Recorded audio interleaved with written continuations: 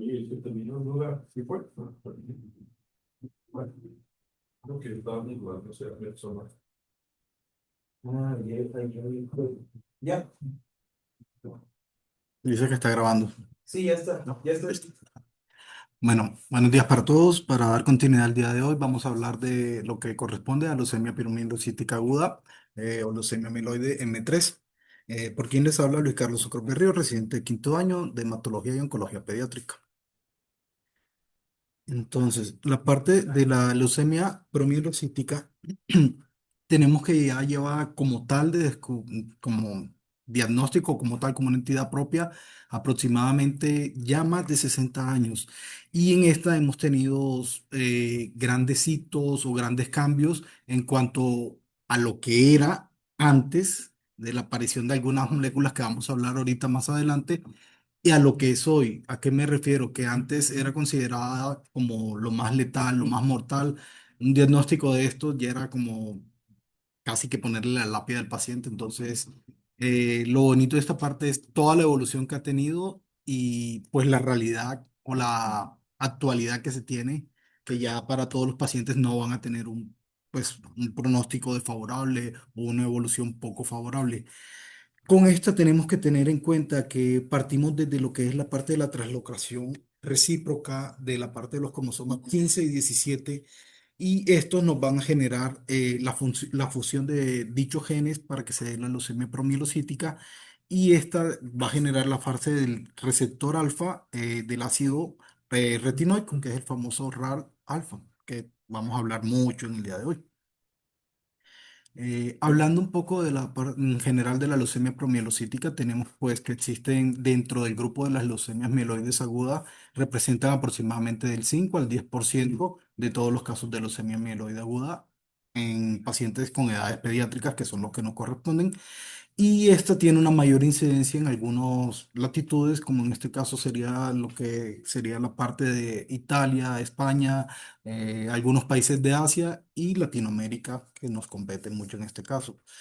También tiene que una incidencia la cual va a tener como su punto máximo a nivel de el pico en la cuarta década y es muy rara, una patología poco frecuente que se presente en lactantes y en nuestras edades pediátricas la edad como que más va a presentarse van a ser en pacientes de 9 a 12 años aproximadamente. Tiene una incidencia de 0,06 por cada 100.000 habitantes en Estados Unidos por año y en pacientes pediátricos y no tiene una diferenciación marcada entre el sexo, si es masculino o femenino, a los dos se ven afectados por igual. Eh, Dentro de los factores de riesgo globales tenemos que en este caso la obesidad se asocia a que pueda desencadenar más toda la parte de la leucemia promielocítica. Entonces es como un factor de riesgo asociado, modificable que tenemos en este caso. Partiendo un poquito de la línea temporal de lo que es la leucemia mieloide aguda M3, tenemos que desde 1957 ya la vienen describiendo como una entidad. La primera descripción fue por Leigh Hillestan, que fue quien la describió como una forma peculiar de leucemia aguda en la cual los promielocitos agudos eran de características anormales y se caracterizaba porque los pacientes presentaban hemorragias que eran muy severas.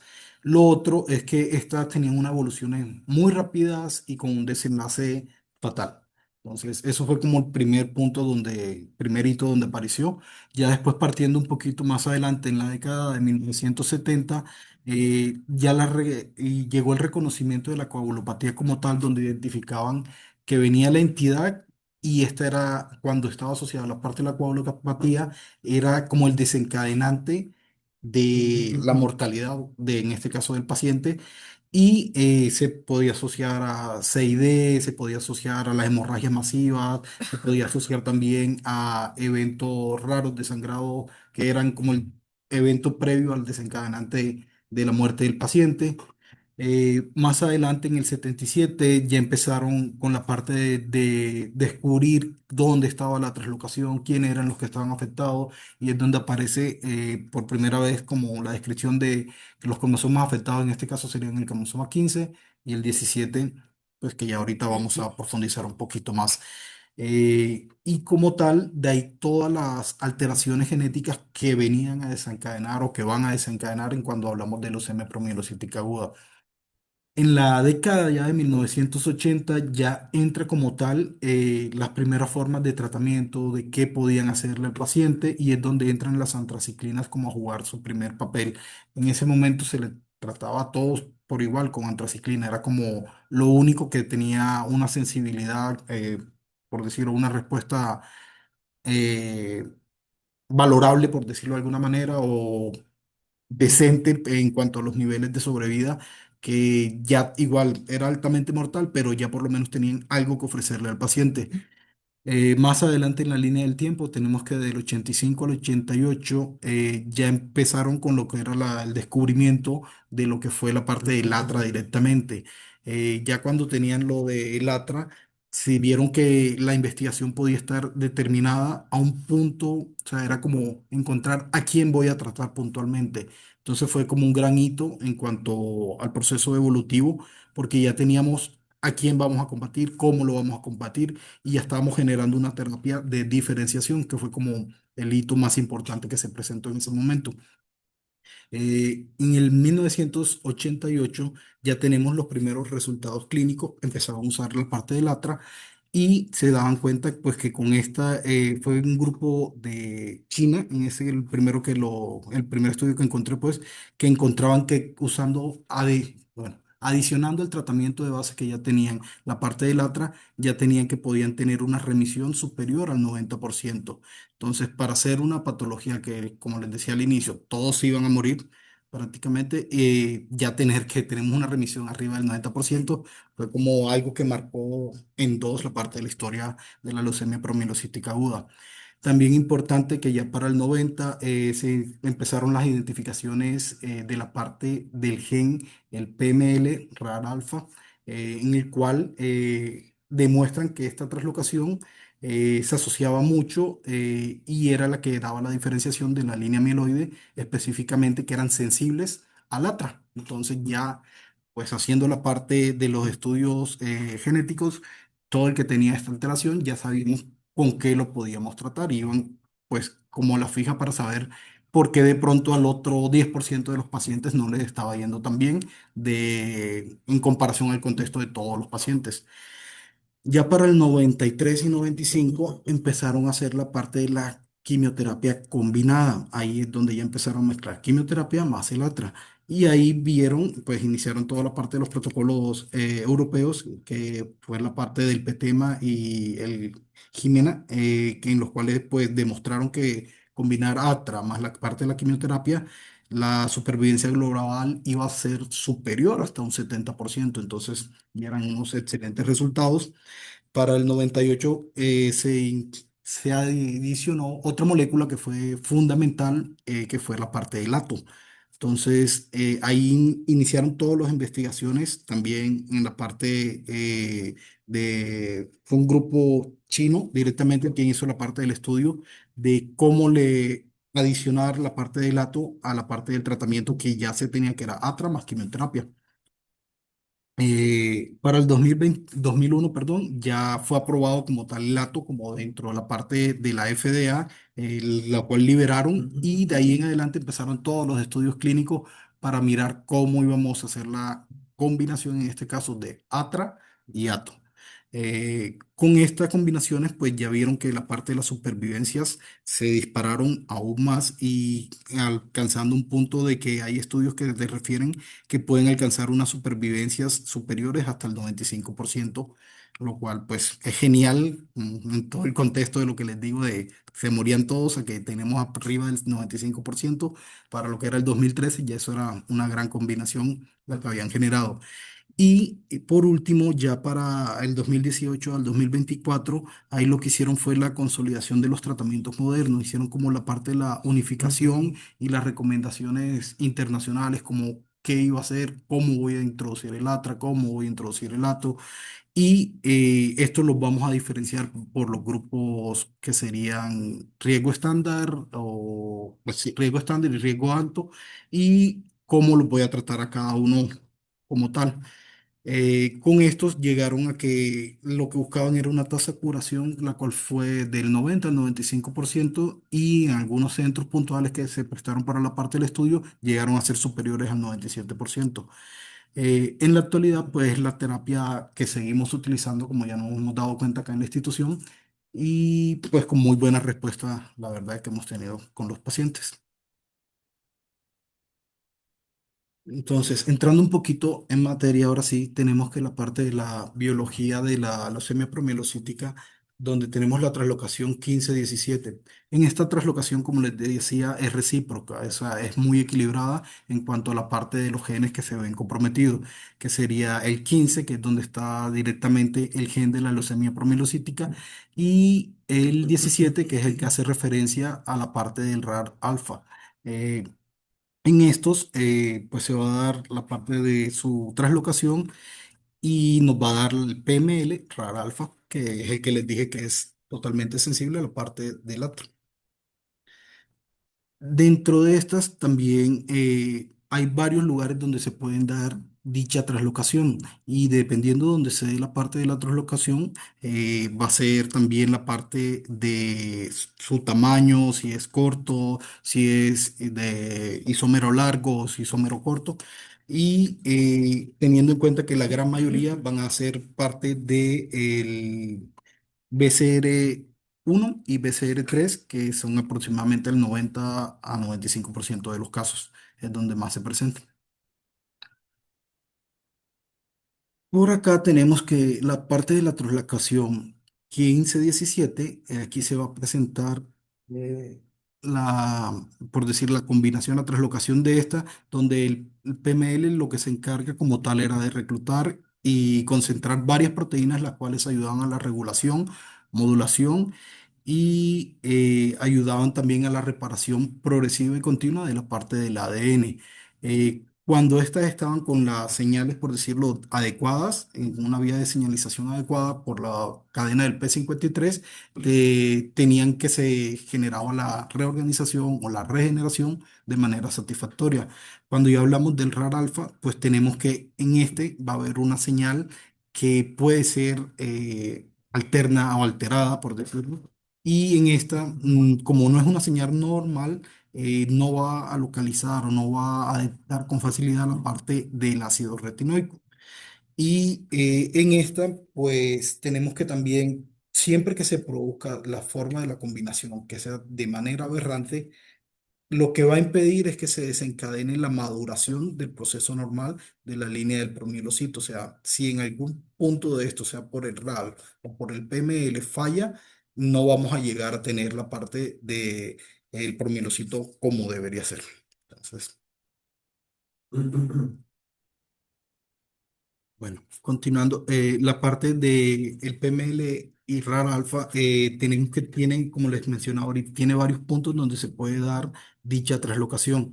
En esta siempre tienen que tener en cuenta que si la fusión se presenta en el lugar donde se da la parte de la transcripción, donde se da la parte de la replicación, va a impedir o va a generar una respuesta errónea o una sobreexpresión errónea, lo cual no va a permitir que se llegue a la maduración pues, que se buscaba como tal de dicha línea del promielocito en este caso. Aquí tenemos, como les mencioné ahorita, que el BCR1 y BCR3 corresponden cerca del 90 al 95%. Esto se presenta a nivel del quiromérico, perdón, el cual se emplea en los marcos de estructuras abiertas de la leucemia promielocítica RAR alfa y se fusiona para formar la translocación PML RAR alfa. Eh, y el otro porcentaje, que corresponde cerca del 5 al 10%, hace parte del BCR2. En esta, pues, hay un ensamblaje de la transcripción, la cual fue más compleja esta fusión o fue más difícil de generar. Y en esta emplean directamente cuando hay donantes críticos que contienen una porción la cual está como parcialmente retenida del exón 6, lo cual impide que sea pues un sitio de empalme normal o de los comunes que se presentan, que sería el ensamble del exón 6 con el exón 2 que se irían a combinar, por decirlo así. Eh, Otra parte importante aquí es que siempre que hablamos de la parte del PNL RAR alfa, tenemos que van a haber como genes que pueden estar críticos, como lo mencionaba, los cuales van a generar un bloqueo, o van a impedir la diferenciación celular y van a impedir que la expresión de los progenitores de la línea amiloide lleven su proceso de finalidad, o sea, su proceso de maduración como debería estar previamente establecido de fábrica. Estas anomalías a nivel de cariotipo se pueden presentar cerca de un 30% de los pacientes y se asocian mucho a pacientes que tengan trisomía del 8. Entonces toca estar como pendiente siempre que tengan, bueno, cuando tengamos la posibilidad de que nos den todo el estudio de la parte genética, si te sale que tiene una alteración a nivel de una trisomía del 8, pues acordarnos que puede estar dentro de este grupo de los menos comunes de la alteración del radar. Lo otro importante es que van a haber otras mutaciones que van a ser, digamos, más frecuentes, como es la parte del FLT3, que es una mutación que va a estar cerca del 30% de los pacientes, y van a haber otros genes que pueden estar implicados, como el WT1, que más o menos serían un 14 a 15% de los pacientes, el NRAS, que es un 10%, y el KRAS, que estaría aproximadamente en un 4% de los pacientes con leucemia propiócita aguda. Existen, como les mencionaba, estas eran como las variantes más comunes, pero en realidad existen todo este tipo de variantes y en todas tenemos que estar la particularidad de que va a estar el RAR alfa presente. Porque esté el RAR alfa presente, no quiere decir que vaya a ser sensible o que, pues sí, que vaya a ser sensible en la otra directamente. Entonces es como un punto de diferenciación, porque a veces solo vemos, tiene el RAR alfa positivo, ya. Eso es suficiente para que sea sensible en la otra y no. A veces nos quedamos solo como con ese concepto superficial y por eso sí toca determinar que van a haber un grupo de entidades que sí se van a ver afectados y otros que no. Entonces, dentro de los que sí vemos que pueden tener compromiso, estar la parte del RAR alfa presente, que sean sensibles en la parte del tiroxio, tenemos que solo tenemos algunas mutaciones puntuales, como obviamente la que estamos hablando, que es PML RAR alfa, y en este caso sería NPM1 RAR alfa positivo, que va a estar también sensible al ATRA, y el NUMA RAR alfa, que también va a ser sensible. Las otras variantes, si se dan cuenta, pues no, o son indeterminados o resistentes. Entonces, toca estar pendiente de eso. Pasa también la misma parte con la parte del lato. El único que es sensible al lato va a ser el PML rara alfa positivo. Entonces, por eso lo importante de tener la diferenciación de cuándo nos va a jugar el papel fundamental, de que yo siempre que diga PML rara alfa, ya yo sé con qué voy a tratarlo. Tengo una terapia específica para eso. Entrando un poquito en la parte ya de la clínica o de las manifestaciones que va a presentar el paciente con leucemia promielocítica aguda, pues tenemos sí que las citopenias, coagulopatía, trombosis serían como los síntomas grandes con los que nos vamos a quedar. Pero hay que partir desde el contexto que es un paciente que va a llegar uno con hipoactivo, adinamia, puede llegar con palidez generalizada, es un paciente que puede estar presentando procesos de sangrados a repetición, eh, puede estar presentando aparición de petequias sin causa aparente, puede estar presentando dolores a nivel articular, que es aproximadamente el 5 el 15%. También hay un porcentaje de pacientes que pueden hacer hepatomegalias, aproximadamente el 20%, esplenomegalia aproximadamente el 15%. La combinación de hepato y esplenomegalia se dice que es del 5 al 7% aproximadamente. Algunos llegan a ser síntomas neurológicos. Generalmente cuando los hace se dice que ya son como síntomas muy avanzados, porque es que, por ejemplo, la causa principal es que tuvo un sangrado a nivel del sistema nervioso central. Entonces, esperemos que no se lleguen esas condiciones. También pueden haber manifestaciones pulmonares, sangrados gastrointestinales, tromboembolismo pulmonar puede estar presente. Son mucho más frecuentes en adultos, es cierto, pero hay que tenerlos en cuenta. Y lo que más vemos de pronto nosotros de la parte de las alteraciones de coagulopatía es la parte de los sangrados por el nivel de mucosas. Entonces, siempre estar paciente con sospecha de leucemia que llega con sangrado o una gingivitis que esté fuera de lo normal, hay algo que le llame la atención, siempre tener en cuenta que sigue la parte de la promielocítico está como al acecho siempre con nosotros. Esta trombosis puede ser tanto arterial como venosa. Aquí no hay una discriminación. Se dice que es más frecuente en la parte de la arterial, alrededor del 60%, pero también hay reportes en adultos que puede ser hasta un 40% de la parte venosa. Para el abordaje inicial de este paciente, pues como todos nuestros pacientes de hematología, lo primero que vamos a partir es desde una biometría hemática. En esta biometría hemática podemos encontrar todo lo que serían las penias. El paciente puede estar asociado inicialmente a una trombocitopenia, neutropenia, que muchas veces se asocia. También puede estar presentando en casos menos comunes, puede venir con leucocitosis, que también lo tenemos que tener. Puede tener también una hemoglobina por fuera de parámetros, o sea, una anemia importante.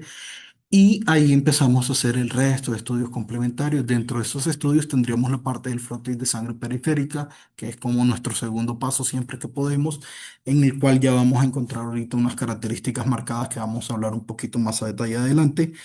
Y las pruebas de coagulación, las cuales van a ser muy importantes para nosotros. Ahí pues sería tanto fibrinógeno, dímero D y las pruebas de coagulación. En estos pacientes generalmente lo que nosotros esperamos es que vamos a encontrar, ejemplo, la parte del tiempo de protrombina va a estar muy aumentado, al igual que el tiempo de tromboplastina parcial activado. Fibrinógeno siempre va, bueno, lo esperable es que siempre esté disminuido y un dímero D que va a estar en las nubes, que es lo que hemos visto ya en la mayoría de nuestros pacientes como tal. Si tenemos de pronto un poquito más de especificidad para algunas otras pruebas como proteína C, proteína S, genial, pero igual no son como un examen que sí o sí lo tengo que hacer para confirmar diagnóstico, para descartar, no, porque en la mayoría de los casos va a estar normal. Lo otro, como les mencionaba, la parte de las plaquetas van a estar disminuidas. Y con hay que ser como muy intensos con este paciente, en el sentido de que se ve estable, está estable, pero es un paciente que potencialmente se puede complicar eh, de la nada, o sea, jugando en su cama y de un momento a otro puede tener el sangrado. Entonces, sí toca ser como intenso con las pruebas inicialmente en su fase aguda hasta poder tener determinado la parte del diagnóstico y hasta regularizar un poquito la parte de su dímero D y de sus pruebas de coagulación. Se vería o se recomienda que fuera de cada 6 a 12 horas la parte de los exámenes de control de laboratorio. Ya cuando tenemos un poquito más estabilizado el paciente, cuando ya iniciamos tratamiento, ya le podríamos dar un poquito más de chance que fuera cada 24 horas aproximadamente el tiempo para el control de los laboratorios. Como tal, para hacer un poquito más de énfasis en la parte de la coagulopatía, ahí pues sí, ya mencionamos que va a estar una trombocitopenia. Esta trombocitopenia puede estar asociada a que hay una infiltración en la médula. Entonces, el examen siguiente que deberíamos hacer para poder confirmar el diagnóstico, obviamente sería la parte de su aspirado de médula. También siempre toca descartar la parte del CID, todas las complicaciones del factor tisular, en la cual pues se va a desencadenar toda una serie de eventos que pueden conllevar al desenlace fatal del paciente. Y lo otro es la parte de la fibrinolisis primaria. Siempre toca estar como pendiente de la anexina 2 y del activador tisular, cómo se está comportando. Trayendo pues lo anteriormente mencionado, aquí tendríamos lo que sería la célula, perdón, la célula patógena en este caso, y esta nos va a generar una liberación de citoquina. Al tener esta liberación de citoquina, se va a dar la célula afectada va a liberar la parte del factor de necrosis tisular, nos va a llevar que el factor 7 se va a activar y dicho factor 7 cuando ya está activado, va a generar una respuesta de la cascada donde va a ser el factor 10 y lo va a activar. Esto es lo que nos va a generar como finalidad una hipercoagulabilidad. Lo otro, cuando tenemos que la anexina 2 directamente lo que va a hacer es que si se está sobreestimulando la producción de esta, que es una reguladora, nos va a llevar que el plasminógeno se convierte en plasmina y esto nos va a generar una hiperfibrinolisis. Entonces, son como los dos puntos claves cuales toca estar como checando y estar muy al pendiente del paciente en esto. Entrando en lo que sería la parte de la morfología, tenemos que son unas células que tienen unas características muy puntuales, que hace referencia más o menos a la imagen que teníamos al inicio, que serían como unas células en canasto, donde sobresalen como tal algunas ramas, por decirlo así, y esas harían referencia a lo que vendría siendo la parte de los bastones de Aurer. En estas vamos a tener que son unas células que pueden ser de tamaño grande, y tenemos que van a tener de característica gránulos muy prominentes, y dichos gránulos van a estar acompañados de lo que les decía de los bastones, como vemos en mucha gran cantidad. Estos promerocitos anormales pueden corresponder cerca del 20% de las mieloides en general, bueno, un poco menos del 20% de los mieloides en general. Acá, otra vez volviendo a la línea del tiempo, tenemos que aquí desde 1957 ya las describían como unas células de características diferentes, o sea, eran una particularidad puntual que encontraron, eran células anormal por mielos anormales, en ese momento los describían como amorfos, acompañados de múltiples bastones. Y en este, el curso fatal era triste, era un desenlace rápido, donde el paciente se terminaba muriendo por hemorragias graves, las cuales nunca podían controlar. Y lo bonito hasta ahora de la historia es que, pues como ya vimos el proceso de la evolución, se ha podido llegar a un punto donde el paciente le cambió el panorama casi que 360 grados. Para la parte de la clasificación por la FAC, tenemos que la leucemia por mielocítica, como lo mencionábamos, son células por mielos anormales, en el cual el núcleo va a ser bilobula, puede ser de características bilobuladas, es lo normal. El citoplasma en su mayoría va a estar completamente ocupado por grandes gránulos, los cuales van a ser muy condensados, muy apretados, y la presencia de los bastones de Aurer. Estos tienen la particularidad de, o la forma, la semejanza de células en forma de riñón. Entonces, es también como una de las formas que podemos precisarlo para aprenderlo.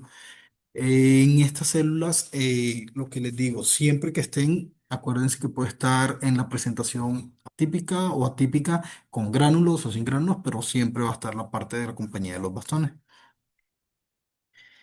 Eh, bueno, aquí pues se puede detallar un poquito más lo que les mencionaba, las características de cómo eran, de sus gránulos, cómo eran prominentes, de sus tamaños, de la parte de sus bastones, de su forma de riñoncito, y se ve como más bonito.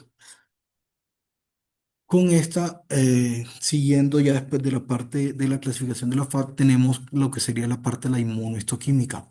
Con la inmunohistoquímica vamos a tener que van a haber unos marcadores para la leucemia promielocítica clásica, que sería la parte del CD11, CD, perdón, CD11A y CD11B, los cuales van a ser negativos, y la parte de la HLA-DR puede ser positivo o negativo, CD34 y CD15 pueden ser positivo o negativo, y van a haber unos que sí van a estar marcadamente positivos, que serían puntualmente CD30, CD117, CD33 y la mieloperoxidasa. Son los tres que vamos a tener, que los cuatro, perdón, que vamos a tener que deben estar positivos.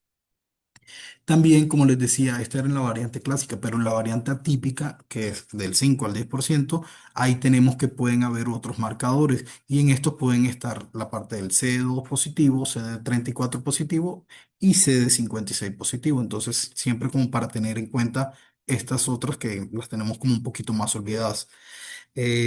Las pruebas, pues continuar con la parte del diagnóstico sería uno, la parte de su cariotipo para identificar las tres locaciones que ya hemos mencionado. Dos, la parte del FISH, que sería como la técnica más sensible para poder identificar si está la fusión como tal del PML RAR alfa. Y tres, la parte de la PCR, para poder hacer una identificación donde yo pueda mirar qué gen, en la parte de la fusión directamente, de cómo se vio afectado lo del BCR, si es BCR1 o 3, que es lo más común, o si es BCR2, que es del 5 al 10%, o sea, tampoco es un valor como para olvidar. Esto nos va a ayudar para evaluar un poco lo que sería salud, evaluar la parte del pronóstico y la respuesta de tratamiento, y para tener una detección oportuna de una enfermedad mínima residual. Entonces, con esta clasificación tenemos que por la FAC sería M3, donde hay se denomina promielocítica, con una frecuencia del 10 al 15%, y vamos a encontrar que tenga por lo menos promielocíticos atípicos, fuertemente positivos a nivel de médula, y los cuales pues van a estar con la presencia de los bastones de Aurer, y pueden ser hipogranular o microgranular, si es la variante menos típica, que sería M3B. Eh, Todo esto es para hacer como el punto de que estas anomalías van a estar pendientes o presentes, en este caso, en la parte de las leucemias mieloides agudas. Entonces, siempre estar mirando que siempre hay como un factor o unos genes puntual en cada una de las leucemias mieloides, porque no hay que mirarlas como si fuera un solo tema. Son un solo tema, pero en estas se subdividen muchas familias, por decirlo así. Ahí está la madre. Dentro de los factores pronósticos, pues tenemos que aquí, como tal, jugaba el factor pronóstico inicialmente lo que era los niveles de los leucocitos, las plaquetas al momento del diagnóstico y la edad del paciente. Esto, pues, es más en un enfoque como de adulto, por decirlo puntualmente, que es lo que más tienen experiencia. Y en estos miraban la parte en el inmunofenotipo, si estaba la expresión del CD56 presente o no. Todo esto jugaba como los factores adversos. Ya después se fue modificando y se empezaron a generar grupos donde los clasificaban anteriormente con la parte de los leucos, plaquetas, y esto nos iba a conferir como un riesgo, que era lo que se utilizaba. Entonces teníamos que si habían pacientes los cuales tenían leucos menores de 10.000 y con plaquetas menores de 40.000, eso lo confería en un riesgo bajo en su momento. Si tenían más de 10.000 y menos de 40.000 y más de 40.000 plaquetas, teníamos que era intermedio. Y si ya de por sí al momento del diagnóstico tenía más de 10.000 leucos, ya nos daba un diagnóstico de alto riesgo. Pues actualmente ya estamos haciendo como la parte del diagnóstico o la clasificación del riesgo, fijándonos puntualmente en los niveles de leucos. Y aquí digamos que estos dos grupos se fusionaron. Lo que hicieron es que todo que sea menor de 10.000 lo vamos a clasificar como en estándar, y todo el que sea mayor de 10.000 al momento del diagnóstico lo vamos a clasificar como en grupo de alto riesgo. Es lo que principalmente nos va a dar el parámetro para la clasificación. Eh, El protocolo, perdón, es más el leucocitos. ya las plaquetas actualmente se sugiere más como para seguimiento y la evolución del paciente, que como tal para el momento del riesgo, al momento del diagnóstico. Pero sí. Pues anteriormente también miraban que para todo el paciente que tuviera la expresión del CD56 ya lo confería también enseguida directamente en alto riesgo, pues por todo lo que implicaba esta mutación directamente. Entonces, volviendo otra vez a la línea del tiempo. Entonces, aquí tenemos que en la línea del tiempo, desde el 88 pues ya tenemos la parte de la diferenciación de la parte del ATRA, y asociado a esto también tenemos que ya hay unos como blancos terapéuticos a los que podemos apuntar directamente. Entonces, ya con eso podemos ofrecerle algo puntual al paciente. Eh, Como tal, Doc, aquí ya sería, Judith va a hablar un poquito más de lo que es terapia del tratamiento. No sé si le hago como solo la introducción, porque ella hablaría de tratamiento. Sí, ella es tratamiento de M3, o no sé si. Va. Entonces, les voy a hacer como una introducción a lo que va a exponer próximamente la compañera. Aquí tenemos que la terapia del ATRA, pues la parte de la antraciclina y arabinocidina, de citocina, es la primera línea del tratamiento para pacientes con leucemia promielocítica aguda. En esta, pues, solita tenía una tasa de remisión completa que era cercana al 80%. Y en esta, pues lo que más íbamos a vigilar o mayor riesgo que teníamos era la parte de sus hemorragias en los primeros días del tratamiento. Por eso en esa fase, como les he dicho, hay que ser muy intensos en los controles. En esta siempre teniendo un soporte plaquetario y de fibrinógeno. Entonces, por eso siempre, por ejemplo, la paciente que tenemos 9 pisos, por eso es el control diario de cuánto están esas plaquetas, para llevar unas metas que sean mínimas de 50.000 plaquetas para disminuir el riesgo de las complicaciones que nos puede generar un sangrado.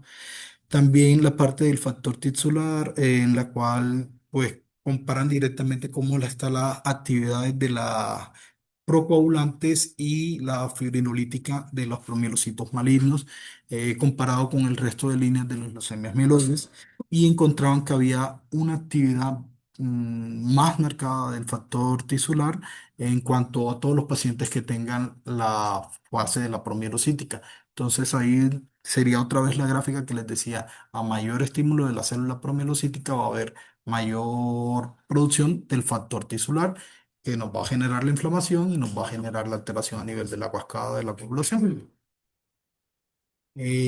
Lo otro es la parte de la terapia de soporte. Entonces, siempre que tengamos la parte de la sospecha del diagnóstico, lo que urge, lo primero es iniciar la parte de su tratamiento con el ATRA, en lo cual entre más nos demoramos para iniciar este tratamiento, pues podemos tener que el desenlace para el paciente puede ser peor.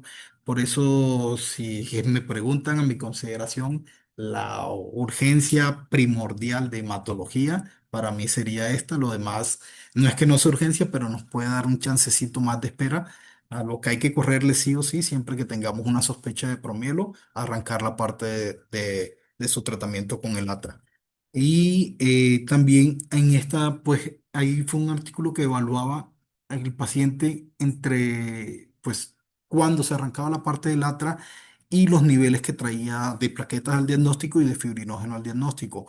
Ahí evaluaban como qué tanto era la necesidad. Es un estudio que fue realizado en adultos, pero nos daba la particularidad que todo paciente que tuviera menos de 30.000 pacientes, de plaquetas, perdón, en adultos, se aumentaba la mortalidad sustancialmente por arriba de 2 desviaciones. Entonces, ahí fue donde empezaron como todo el estudio de que el paciente debe tener unas metas plaquetarias adecuadas para poder seguir con la parte de su tratamiento. Lo otro es que nosotros, pues por sospecha de paciente que venga con leucocitosis, normalmente nuestro primer manejo, nuestro primer abordaje líquido a lo que tolere es niño, le puedo poner a 3.000, 3.500, 4.000 y a veces vemos eso, pero no a todos los pacientes, como ya lo hemos mencionado a través del curso, les va igual. Y si hay que hacer énfasis con algún paciente, es otra vez el de la promielocita. Este paciente hay que tener un manejo de líquidos moderado. No es que no lo puedas utilizar y tienes que estarlo vigilando como un poquito más estrecho que el resto de pacientes. Evaluar también la necesidad, pues este era como controversial de la necesidad de utilizar la parte de crioprecipitados y de plasma fresco, porque ahí era como muy controversial en el sentido de que había líneas que decían que eso te puede generar más inflamación, sobre todo para el paciente que llega con la parte de la leucocitosis versus que podía mejorar la parte de la evolución de la enfermedad, o sea, que tuviera una respuesta más rápida. La conclusión fue que va a ser a criterio de cada especialista, pero siempre mirando como el beneficio del paciente, cuál es la prioridad para poder estabilizar el paciente. Con la parte de la inducción a la diferenciación, con el ATRA se utilizó por primera vez como agente único y posterior a esto pues se fue dando la fase de las combinaciones con las quimioterapias que ya teníamos con antraciclina, sí, para obtener una mejor respuesta. Con esta se buscó pues todo paciente que tuviera la fusión del PML y RAL alfa, lo íbamos a inducir a una diferenciación de los promielocitos y esto nos iba a llevar que la patología no llegara a la fase o a los estadios más maduros de dicha célula. Entonces, esto era lo que se buscaba con esta terapia conjugada en ese momento.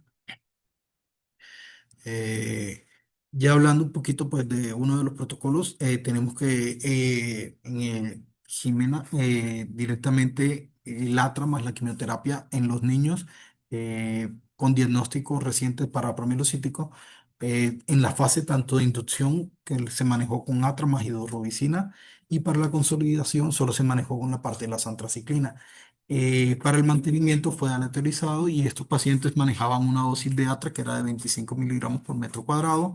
Estas dosis pues iban a ser divididas con la finalidad de que se alcanzara una remisión completa en un periodo menor a los 90 días como tal. También estos pacientes tenían que tener unos criterios, pues así sea la parte morfológica, o sea, a lo que yo tenga la parte morfológica, ya con eso estoy liberado o tengo permiso para poder iniciar la parte del tratamiento con ATRA.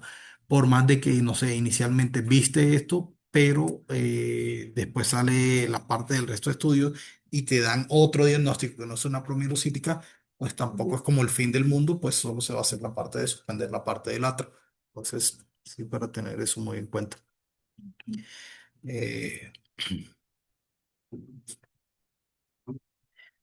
la parte de la fusión de LATRA más pues, la parte de la fusión del PML más el RAR alfa, lo que va a impedir es que se dé como la diferenciación, va a permitir, perdón, que se dé la diferenciación, mientras que cuando tenemos las variantes fuera de lo normal, que sea solo el PML sin el RAR alfa, no necesariamente vamos a crear eso. ¿Qué quiero decir con esto? Que todo el que no tenga la variante completa, va a impedir que sea como un tratamiento 100% blanco dirigido a las células afectadas en este caso. O sea, no nos impediría la parte de la transcripción de las células promielocíticas para que se conviertan en promielos maduros. Y la parte de la era del peróxido arsénico, pues tenemos que es un medicamento que ha sido muy histórico y hay relatos de él desde los 400 600 antes de Cristo, en los cuales pues ya era mencionado por Hipócrates. También aparecen relatos en la China, en muchas partes de la historia. Lo que quiero traer a colación es que desde 1974 ya como directamente era como una pasta que contenía arsénico, era un remedio que utilizaban para cuidar todo tipo de cánceres. Ese fue como el primer manejo que le ofrecieron. Ya después, en 1845, ya por una solución que se llamaba solución de Fowler, en esta contenía una parte de arsénico de potasio en el 1% y fueron los primeros como agentes quimioterapéuticos que se utilizaron para el tratamiento de leucemias en general. Entonces, es un medicamento que tiene muchos años de historia. Con esta siempre se buscó que eran formas inorgánicas del arsénico, desde el arsénico rojo, que era como el regular, el que más común encontraban, el arsénico amarillo, y la parte del arsénico blanco, que sería el ato directamente. Con esto, pues, fueron empezando a hacer, como les dije, muchos estudios de cuándo podían combinarlo, en qué patologías podían combinarlo, y vieron que todos los pacientes bueno, un gran parte de los pacientes con cáncer estaban teniendo alguna respuesta. No, obviamente no tenían la claridad de por qué era esa respuesta, pero estaban teniendo el beneficio. De ahí ya, pues desde la década de los 90 que se pudo identificar que para pacientes con leucemia promielocítica ya iban a tener, así sea como monoterapia, una respuesta que estaba cercana al 73% en, pues, en los pacientes. Esos fueron estudios como muy pequeños, muy individualizados, eran pequeñas cortes, entonces solo sirvieron como pie para el resto de la investigación que se llevó más adelante con la parte de la... eh, todo esto es como para concluirles que desde que tenemos estos subtipos distintos de leucemia mieloides aguda, hay unas translocaciones las cuales cuando tú ves la puntualidad 15, 17, el PML RAR alfa, ya tenemos con qué tratarlo y es algo que no nos va a dar espera. Siempre estar en este paciente, hacer el énfasis de que tenemos que tener todo el perfil de la coagulopatía porque es el paciente potencialmente más complicable que vamos a tener dentro de nuestro servicio. Y aquí tenemos lo bonito, lo particularidad es que tenemos como una medicina de precisión. Vamos a tratar puntualmente lo que está generando toda la alteración de la patología en este caso. Entonces, desde que se generó la introducción del ATRA y del ATO, pues ha llevado que esta es una enfermedad que pasó de ser extremadamente letal a una afectación que puede ser altamente curable. Entonces, ha sido como de lo más bonito que más me impactó. Y todos los ensayos pediátricos que tenemos actualmente, cabe mencionar que son grandes avances con respecto a la parte de la promielocitis aguda en la cual estamos exponiendo al paciente a menos carga de agentes quimioterapéuticos, por lo tanto lo estamos induciendo a menos toxicidad con todo lo que eso desencadena.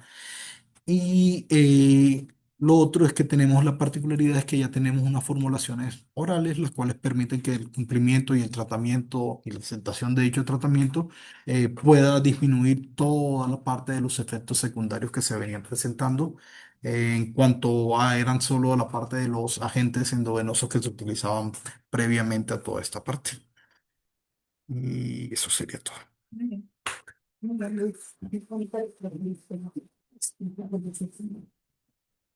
Bueno, pues yo creo que aquí vale la pena algunos comentarios, acotar en algunas situaciones, por ejemplo, que para nosotros la leucemia promielocítica fue el 22% de nuestra población. Sí, somos mucho más alto que lo que se reporta del 10 al 15. Brasil reporta hasta el 27% de las leucemias mieloides, entonces sí es común, por lo tanto siempre sospéchenlo. Por otro lado, esas situaciones en las que tenemos un inmunofenotipo, como ya lo comentó Luis, pero aparte tenemos el CD2 y el CD34, nos asocia generalmente, no obligatoria, pero sí a hiperleucocitosis, o leucocitosis más importante. Si se fijan aquí, la cantidad de leucocitos altos son 10,000, cuando 10,000 para cualquier otra persona es normal, ¿no? Sin embargo, carga alta es arriba, el punto de corte es 10,000. Si ustedes tienen un paciente con carga leucocitaria alta, apuéstenle que puede tener el CD2 y el CD34 positivo. Y probablemente el 56, que en un momento se consideraba factor riesgo. Ahora ya no tanto, sin embargo, pues hay que tenerlos en mente. Y que además se puede asociar a qué, bueno, a FLT3. Si ustedes no tienen la posibilidad de tener determinación de FLT3, pero tienen esos dos marcadores positivos, más hiperleucocitosis, hay una alta probabilidad de que su FLT3 esté mutado, ¿de acuerdo? Entonces, pues es importante empezar el tratamiento. Aquí, en este caso, no se requiere un inhibidor tirosina como en los FLT3 de las mieloides comunes, sorafenib, midostaurina, gilterininib, eso no se necesita. Se necesita que empiecen ATRA y ATRA. Con eso el FLT3 va a negativizar. Y eso se los comento, los R3 ya han escuchado esa historia, pero tuvimos una pacientita que sí traía alta carga leucocitaria y traía CD2 y CD34. Y ella también traía CD56 positivo. Aparte de todo, ¿me quieres decir, Bruno, cuál es el prototipo del inmunofenotipo? ¿Y qué te ayuda? ¿Positivos? ¿Veces? Puede ser, No. no es imprescindible, Todos. pero los que sí son Los marcadores mieloides. mieloides, Sí. mieloperoxidasa, 117, 1333.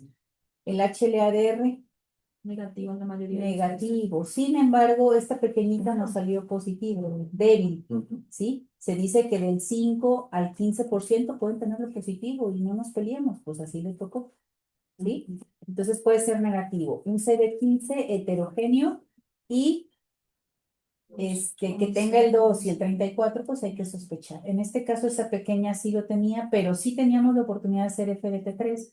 Le mandé el FLT3 y sale positivo.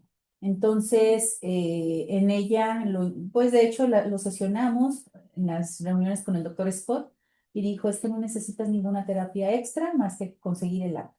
Y fue con ella con la que logramos meter el ATO a México, porque no había ATO en México. Fue la primera vez que obtuvimos el ATO, conseguimos que nos lo patrocinaran, que nos lo dieran. Y el FLT3, después de que ella entró en remisión, que creo que fue al día 45, me recuerdo porque fue un póster que presentamos en un congreso. Y dentro de los primeros centros que usamos el ATO, además. Entonces, al día 45 negativizó el FLT3. Y la niña está en vigilancia, de hecho, desde ya buen rato. ¿Vale? Entonces siempre hay que tener en mente alta carga leucocitaria, que para esto es arriba de 10,000, ¿sí? Yo ya había llegado con 45,000, subió a 60,000 y fue cuando nos inquietamos un poco porque no bajaba. Pues conseguimos el ATO y se empezó. Eso hay que sospechar y además esas aberrantes en el inmunofenotipo puedan pensar que tengan el FLT3 mutado. ¿Sale? Ahora, no en todos sus lugares de donde vayan a desarrollarse profesionalmente pueden tener el ATO. ¿qué opciones tendrían? Aunque lo vamos a ver con Judith, tenemos todavía 7 minutos.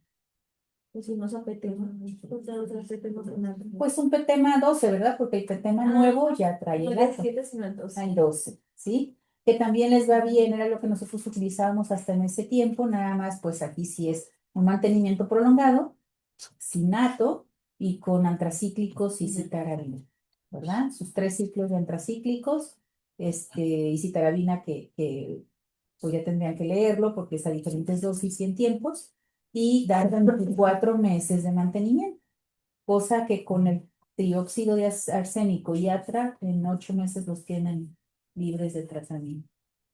¿De acuerdo? Lo que estamos haciendo con...